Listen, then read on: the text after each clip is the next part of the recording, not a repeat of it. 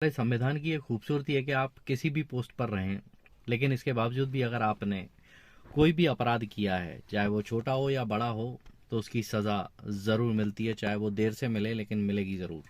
क्या आपने कभी ऐसे किसी न्यायाधीश का नाम सुना है कि जिसको कभी फांसी हुई हो? तो चलिए आज मैं आपको बताता हूँ, एक ऐसा भी न्यायाधीश था जिसको फांसी की सजा हुई। 1976 में एक जज को फांसी पर लटकाया गया था। इसकी पीछे जो वजह है बेहद खतरनाक और खौफनाक है, रोंगटे खड़े कर देने वाली है। एक जज थे जिनका नाम था उपेंद्र नाथ राजखोया। वो असम के धुबरी जिले में जिला एवं सत्र न्यायाधीश के पद पर तैनात थे। उन्हें सरकारी आवास भी मिला हुआ था, जिसके अगल बगल में अन्य सरकारी अधिकारियों के आवास भी थे। 1970 की बात है, तब उपेंद्र नाथ राजखोया सेवानिवृत्त होने वाले थे। फरवरी 1970 में वो सेवानिवृत्त हो गए थे, यानी रिटायर्ड हो गए थे। इसी बीच उनकी पत्नी और 3 बेटियां अचानक से गायब हो जाती हैं। हालांकि इसके बाद में उपेंद्र नाथ को कुछ भी पता नहीं होता। जब भी उनसे कोई पूछता है कि आपका परिवार कहाँ है, तो वो कुछ ना कुछ बहाना बना देते थे। वो कहते थे यहाँ गए हैं, वहां गए हैं।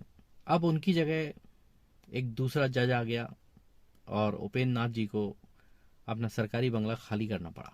खाली करके चले गए, उनकी जगह दूसरे जज भी आ गए, उस बंगले में रहने लगे। अब राज खोया जी कहाँ चले गए, किसी को इसके बारे में कुछ नहीं पता, क्योंकि वो रिटायर्ड हो चुके थे। राज खोया जी का एक साला था जो पुलिस में था, यानी उनकी पत्नी का जो भाई था वो पुलिस में था। उन्हें कहीं से पता चला कि राज खोया सिलीगुड़ी के एक होटल में कई दिनों से रुके हुए हैं, ठहरे हुए हैं। इसके बाद कुछ पुलिसकर्मियों के साथ वो होटल में गए और उनसे मिले और अपनी बहन और भांजियों के बारे में पूछा। इस पर राज खोया ने तरह तरह के बहाने बनाए।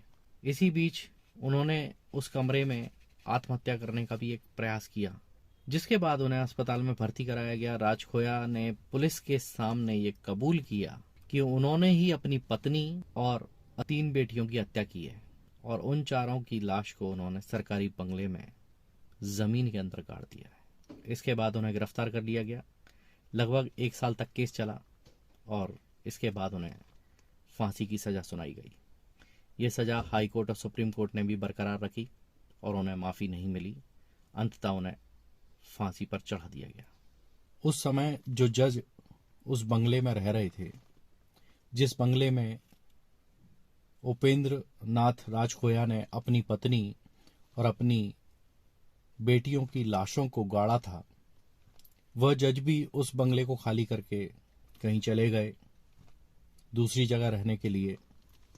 और इसके बाद वो बंगला कई वर्षों तक खाली पड़ा रहा, क्योंकि कोई भी व्यक्ति उसमें रहने के लिए तैयार नहीं था। इसके बाद उस बंगले को डिसमेंटल कर दिया गया और वहां पर एक नया कोर्ट रूम बनाया जा रहा है।